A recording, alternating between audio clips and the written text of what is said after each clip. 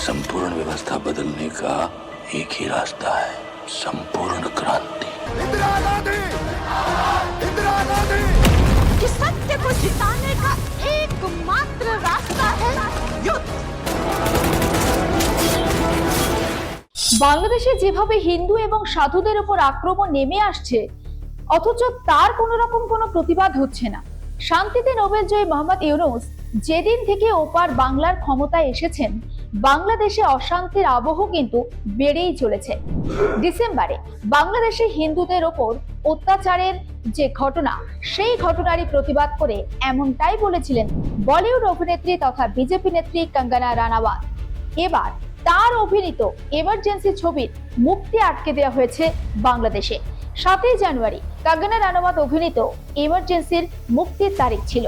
কঙ্গনা রানাওয়াত পরিচালিত এবং অভিনীত এমার্জেন্সি ছবি মুক্তির বিরোধিতা করেছিলেন অনেকে, কিন্তু সমস্ত বাধা পেরিয়ে আগামী 17ই জানুয়ারি মুক্তি পাচ্ছে এই ছবিটি।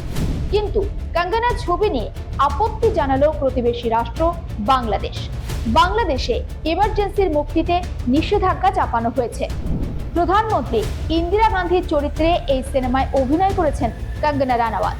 তার আমলে, অর্থাৎ ইন্দিরা গান্ধীর আমলে 1975 সালে ভারতে যে 21 মাসের জরুরি অবস্থা জারি ছিল, সেই সময়কালকেই মূলত তুলে ধরা হয়েছে এই ছবিতে।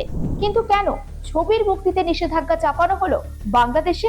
সূত্রে খবর, বাংলাদেশে এমার্জেন্সির ওপর চাপানো নিষেধাজ্ঞা, এই নিষেধাজ্ঞার পিছনে ছবির বিষয়বস্তুর কোনো যোগাযোগ নেই। কিন্তু দুই দেশের রাজনৈতিক পরিস্থিতির কথা মাথায় রেখেই নাকি মোহাম্মদ ইউনূসের অন্তর্বর্তী সরকার এমনই সিদ্ধান্ত নিয়েছে। কঙ্গনার পাশাপাশি আরো বেশ কয়েকজন চেনা মুখকে দেখা যাবে এই ইমার্জেন্সি ছবিতে। তারা কারা?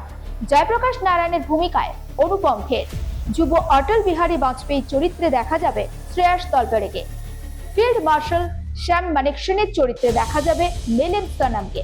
পাশাপাশি গুরুত্বপূর্ণ চরিত্রে অভিনয় করেছেন মহিমা চৌধুরী এবং সতীশ কৌশিকও।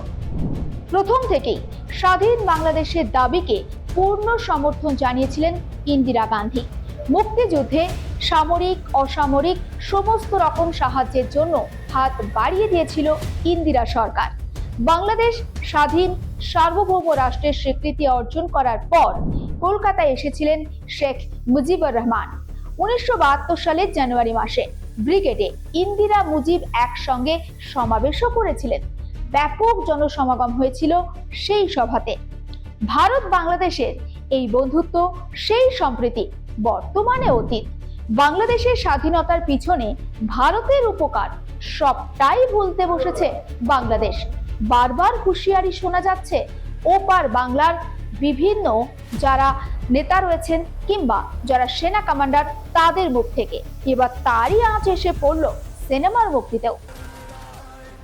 এমনই আরো খবরের জন্য অবশ্যই আপনারা চোখ রাখুন আর প্লাস নিউজের ডিজিটাল প্ল্যাটফর্মে।